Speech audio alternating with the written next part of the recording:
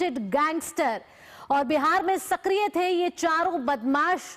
Delhi crime branch और Bihar police की joint operation संयुक्त अभियान के बाद इन 4 गैंगस्टरों को ढेर कर दिया गया है। मारे गए गैंगस्टर के नाम आपको बता दें, रंजन पाठक और मनीष पाठक है। साथ ही विमलेश महतो और अमन ठाकुर भी ढेर हुए हैं। और बड़ी खबर आ रही है, रंजन पाठक और मनीष पाठक के साथ साथ विमलेश महतो और अमन ठाकुर को ढेर कर दिया गया है। दिल्ली से ये बड़ी खबर आ रही है। आपको बताएं कि सभी बदमाश बिहार में दर्जनों कई गंभीर मुकदमे में फरार चल रहे थे। अमन ठाकुर को छोड़कर के तीनों गैंगस्टर बिहार के सीतामढ़ी के रहने वाले हैं। बताया जा रहा है कि अमन ठाकुर दिल्ली के करावल नगर का है।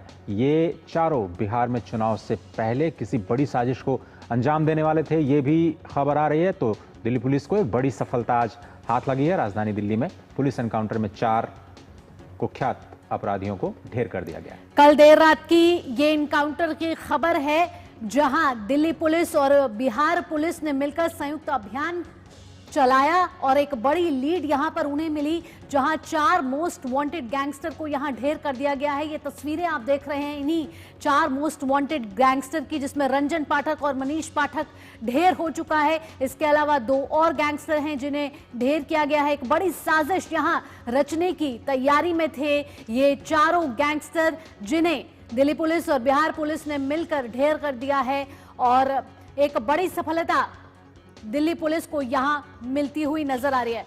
और इस समय हमारे संवाददाता भी हमारे साथ जुड़ गए हैं ज्यादा जानकारी के साथ। मुकेश शुक्ला जुड़ गए। मुकेश से ज्यादा जानकारी लेंगे। मुकेश, क्या है ताजा अपडेट, किस गैंग के साथ ये चारों गैंगस्टर जुड़े हुए थे? साथ ही अगर इनकी आपराधिक गतिविधियों के बारे में आपसे जानना चाहें, क्या कोई हथियार भी इनसे बरामद हुए हैं?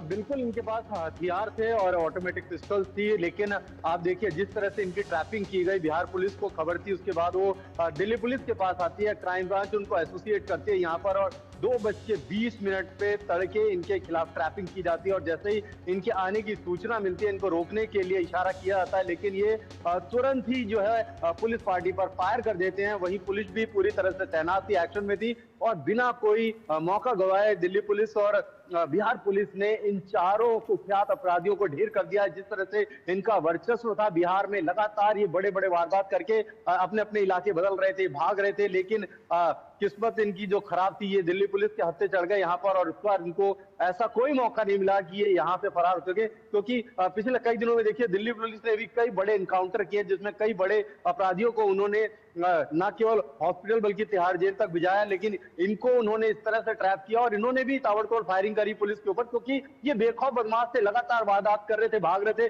बिहार चुनाव से ठीक पहले ये सफाया जो है ये बिहार में दिखाता है कि पुलिस प्रशासन को जिस तरह से बिहार में देखा जा रहा था, उसकी ठीक दूसरी तस्वीर उन्होंने पेश करी है। उन्होंने इनके खिलाफ पूरा जाल जो था वो बिछा रखा था, इनको भागने का मौका।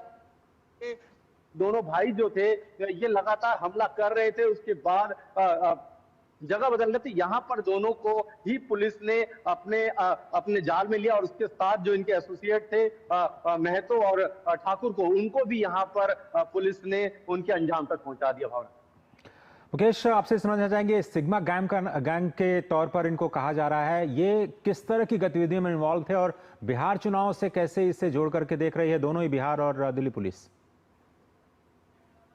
बिल्कुल, देखिए ये जो ऐसे जो गैंगस्टर होते हैं, ये कहीं ना कहीं चुनाव में अपनी भूमिका जो है वो दूसरी तरीके से पेश करते हैं, पैसा लेकर के लोगों को धमकाना, गलत वोट करवाना, क्योंकि इनका वर्चस्व हो चुका होता है। ये पैसे के लिए कुछ भी करने को यहाँ पर तैयार हो जाते हैं और उसके बाद ये किसी भी बड़ी वारदात को अंजाम दे सकते हैं, किसी भी बड़े व्यक्ति को ये टारगेट कर सकते हैं, व्यापारी वर्ग को टारगेट कर सकते हैं। तो ऐसे में इनके खिलाफ पहले से ही जो वो पुलिस, जो बिहार पुलिस थी, वो दस्तावेज लेकर के घूम रही थी, इनके जगहों पर छापेमारी कर रही थी, लेकिन जब उनको पता लगा कि नहीं ये दिल्ली के आसपास के इलाके में पहुंचे हुए हैं, जब ये सूचना मिलती है तो ये रोहिणी के बेगमपुर इलाके में सुबह के वक्त जब वहां पहुंचते हैं तो पुलिस के साथ इनका इनकाउंटर हो जाता है। और बड़े बेखौफ बदमाश हैं, आप इनकी उम्र ही देख लीजिए, 27-28 साल की। तमाम जो बदमाश हैं ये इस तरह से कई बार आपने देखा होगा, इनका वीडियोस भी वायरल होते हैं, सोशल मीडिया पे भी ये लगातार पोस्ट करते थे, वीडियो डालते थे, तो कहीं ना कहीं एक माहौल खराब करने की कोशिश करते। बिल्कुल, तो बिहार चुनाव से पहले एक बड़ी साजिश यहां नाकाम होती हुई और दिल्ली क्राइम ब्रांच और बिहार पुलिस की संयुक्त अभियान से एक बड़ी लीड मिलती हुई और सफलता यहां हासिल होती हुई। फिलहाल मुकेश, तमाम जानकारियों के साथ आपका बहुत बहुत धन्यवाद।